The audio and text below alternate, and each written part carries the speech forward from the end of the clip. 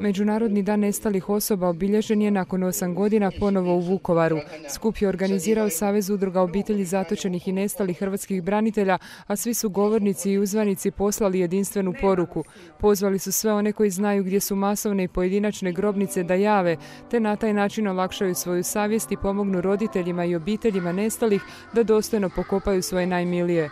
Izražena je nada u bolju suradnju po tom pitanju na području regije, posebice s nadležnim institucijama u Republici Srbiji.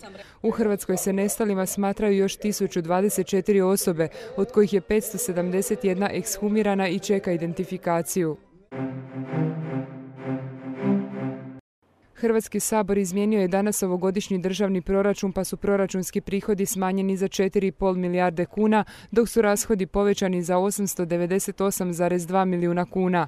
Za vladin prijedlog rebalansa proračuna glasovao je 81 zastupnik vladajuće većine, a protiv je bio 61 oporbeni zastupnik.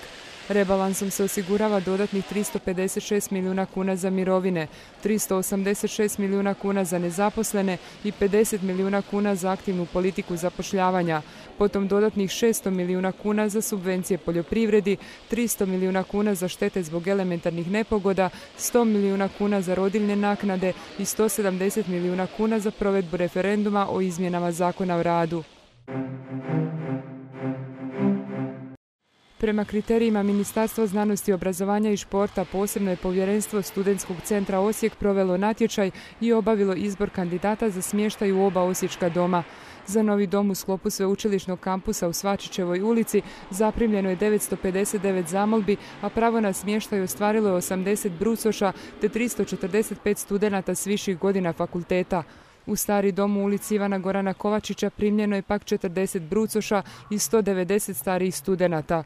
U oba doma ostala su 52 privremeno slobodna mjesta koja će biti popunjena po kriteriju pozitivno riješenih žalbenih postupaka.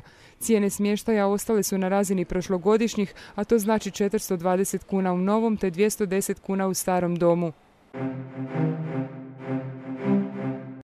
Obnovljena bista uglednog osječkog kompozitora Paje Kolarića vraćena je danas na svoj postament u osječkom Sekuntala parku.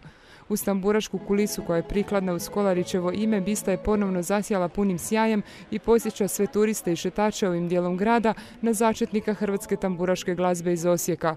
Kolarićeva je bista obnovljena i očišćena u sklopu projekta grada Osijeka, kojim se u ovoj godini za popravke i održavanje spomenika izdvaja 200.000 kuna. Nekadašnji kapetan bijelo-plavih i hrvatski reprezentativac Robert Špehar jednoglasno je izabran za novog predsjednika osječkog nogometnog prvoligaša u narednom 4-godišnjem razdoblju.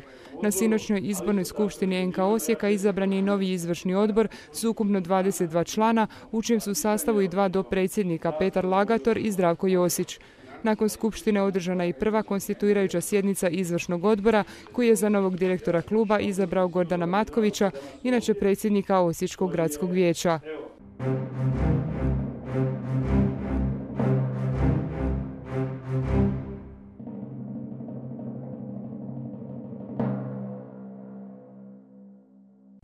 Za sutra nam prognostičari najavljuju umjereno do pretežno oblačno vrijeme, uglavnom poslijepodne s mjestimičnom kišom i kratkotrajnim pljuskovima.